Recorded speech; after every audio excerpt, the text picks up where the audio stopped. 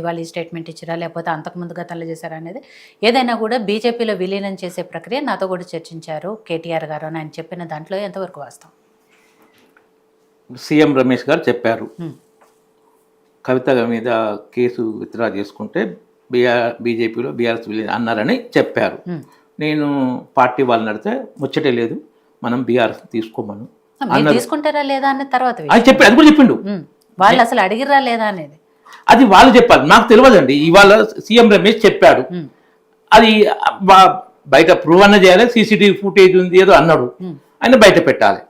అయితే వీళ్ళు కేసీఆర్ మాత్రం ఒక విధంగా ట్రై చేసిండు. మోడీ గారే చెప్పారు ఎన్డీఏలో చేరుతా అన్నాను.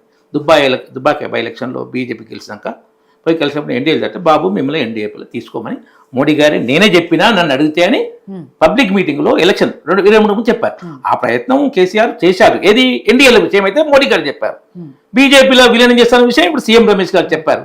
మరి సీఎం రమేష్ గారు తర్వాత వారితో పార్టీ మాట్లాడుతుంది, బయట విషయం ఎంతవరకు ఎక్కడ జరిపింది, ఎవరితో చర్చ జరిపింది అనేది బయటకు వస్తుంది. ఇప్పుడు మాత్రం మాకు తెలియదు ఆ విషయం. ఆయన సీఎం రమేష్ గారు చెప్పింది ఇప్పుడు మాకు తెలియదు.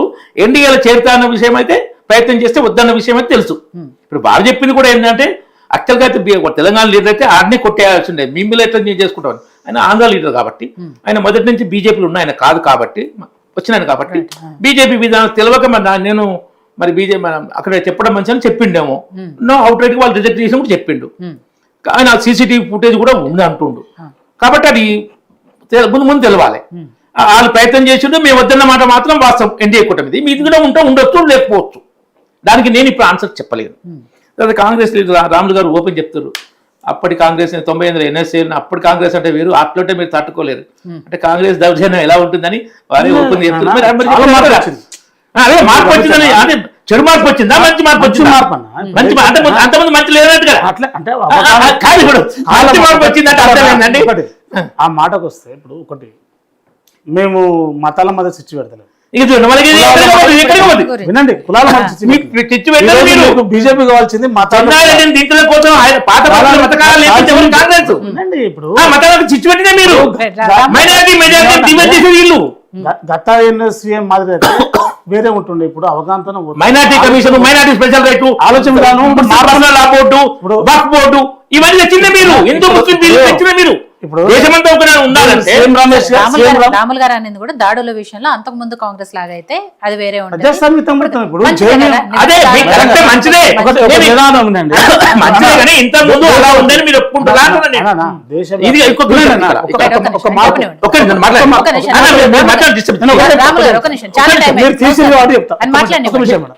మీరు మార్పు అనే విషయం తీసారు కదా, మార్పు చూడండి మీరే చూస్తారు కదా. జై బాపు, జై భీమ్, జై సంవిధాన్ ఈ కోణంలో దేశం మొత్తం పాదయాత్ర చేస్తూ రాజ్యాంగాన్ని పరిరక్షించే కోణంలో శాంతియుతంగా వెళ్తున్నాం. దాన్ని మార్పును మేము చెప్తున్నాం. ఏనాడన్నా ఎమర్జెన్సీ తప్పు అని చెప్పిరా? ఎమర్జెన్సీ అంటే మొత్తం ప్రాథమిక హక్కులను హరించడు. ప్రతిపక్ష నాయకులు జైల్లో పెట్టి, ప్రతిపక్ష పార్టీలు జైల్లో పెట్టి రాజ్యాంగాన్ని సవరించడు.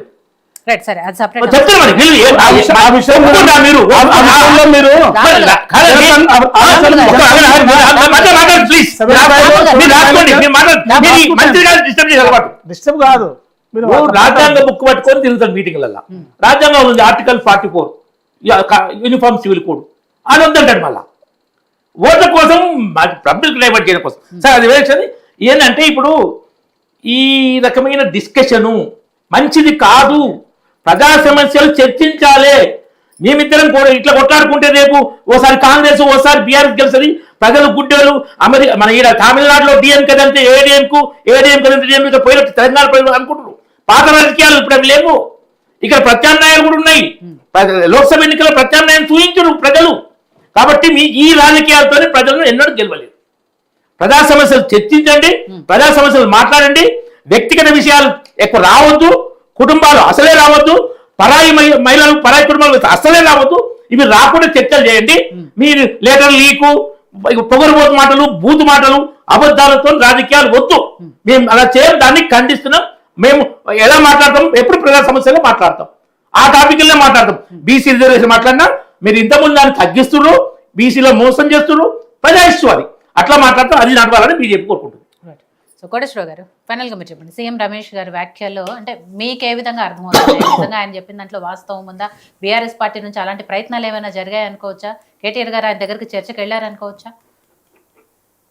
ఇప్పుడు సాక్షాత్తు ప్రధానమంత్రి నరేంద్ర మోడీ గారే చెప్పారు కదా, మా అబ్బాయిని ముఖ్యమంత్రి చేయాలనుకుంటున్నాను, మీ ఆశీర్వాదం కావాలని చెప్పేసి కేసీఆర్ నన్ను అడిగారు అని చెప్పారు. ఆ చెప్పిన వెంటనే కేసీఆర్ లేదు లేదు బీఆర్ఎస్ వాళ్ళు అట్లాంటిది ఏమీ లేదు అని చెప్పేసి వెంటనే ఖండించారు.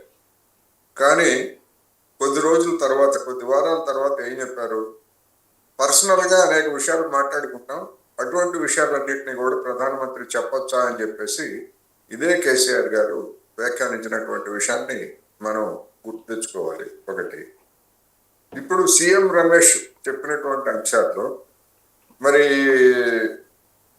మన మిత్రుడు చెప్పాలి, బీఆర్ఎస్ మిత్రుడు, అది నామినేషన్ మీద ఇచ్చారా లేకపోతే టెండర్ ప్రాసెస్లో ఇచ్చారా?